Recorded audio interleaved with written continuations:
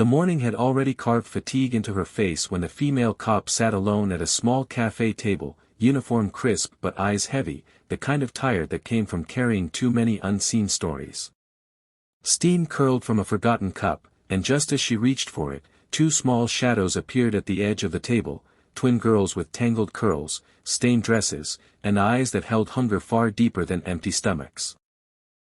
In that fragile moment, something ancient and human cracked open in the room, and the simple request they carried would change the course of several lives forever.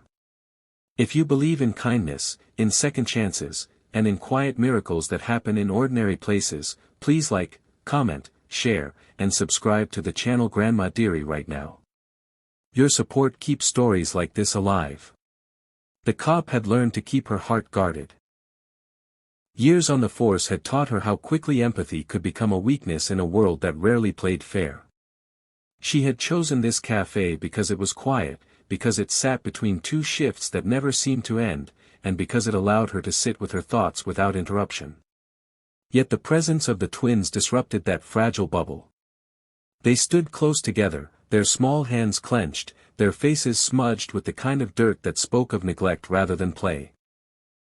A little boy hovered behind them, clearly theirs to protect, his eyes darting around the room as if expecting rejection at any second. The cop noticed how the cafe had gone still, how other customers watched from the corners of their eyes, waiting to see what would happen next. Her first instinct was caution. Experience had taught her to scan for danger, to assess motives, to prepare for outcomes that were rarely kind. But then she noticed the way one of the girls pressed a hand against her stomach, the way the other tried to look brave while failing miserably, and the way the boy swallowed hard as if already accepting disappointment. Something shifted inside her, something she had buried years ago after losing more than she could bear.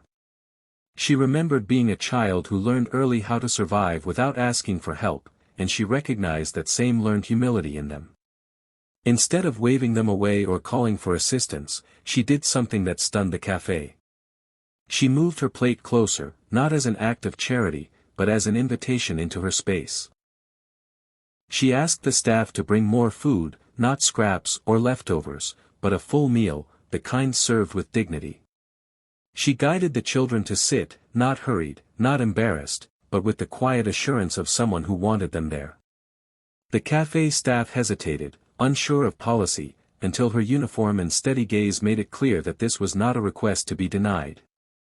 As the food arrived, the twins ate slowly at first, unsure if this was real or if it would disappear the moment they trusted it. The boy watched her closely, still guarding his siblings with a seriousness far too old for his years. The cop noticed everything, the way they shared without being asked, the way they glanced around as if expecting someone to take the plates away, the way gratitude showed not in words but in careful bites and softened shoulders. She realized then that hunger was only the surface of their struggle. While they ate, she gently learned their story through observation and small prompts that did not feel like interrogation. It became clear they were not lost, just surviving. A parent gone, another overwhelmed, a life that had slipped through cracks too wide to cross alone.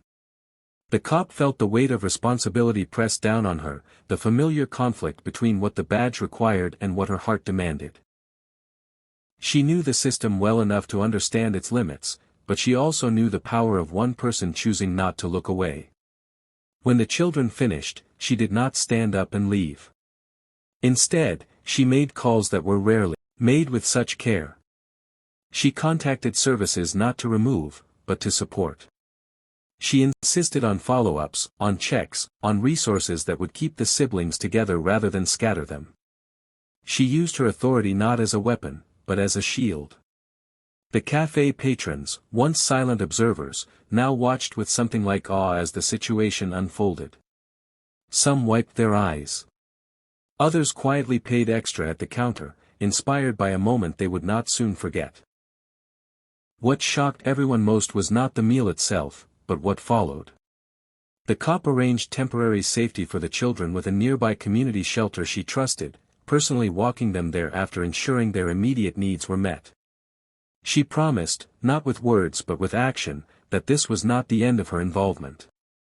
In the days that followed, she checked in, advocated, and stood firm when bureaucracy tried to slow compassion. She became a steady presence in lives that had known only uncertainty. Weeks later, the twins returned to the cafe, this time clean, fed, and holding hands with a caregiver who had learned their stories and chosen to stay. The boys smiled freely now, no longer scanning for threats. The cop happened to be there again, between shifts, and the recognition in their eyes said everything. No speeches were made. No headlines followed. But something permanent had been built in the space between a uniform and 3 hungry children. If this story touched your heart, if it reminded you that small acts can echo loudly in the lives of others, please take a moment now to like, share, and subscribe to Grandma Dearie. Stories like this matter because they remind us who we can be. Before this story ends, we have one special request.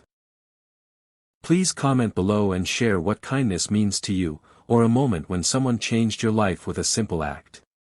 The cop finished her coffee that day with a different kind of warmth in her chest. She returned to duty carrying the same badge, but a lighter heart, knowing that sometimes justice looks like paperwork and patrols, and sometimes it looks like pulling out a chair and making room at the table.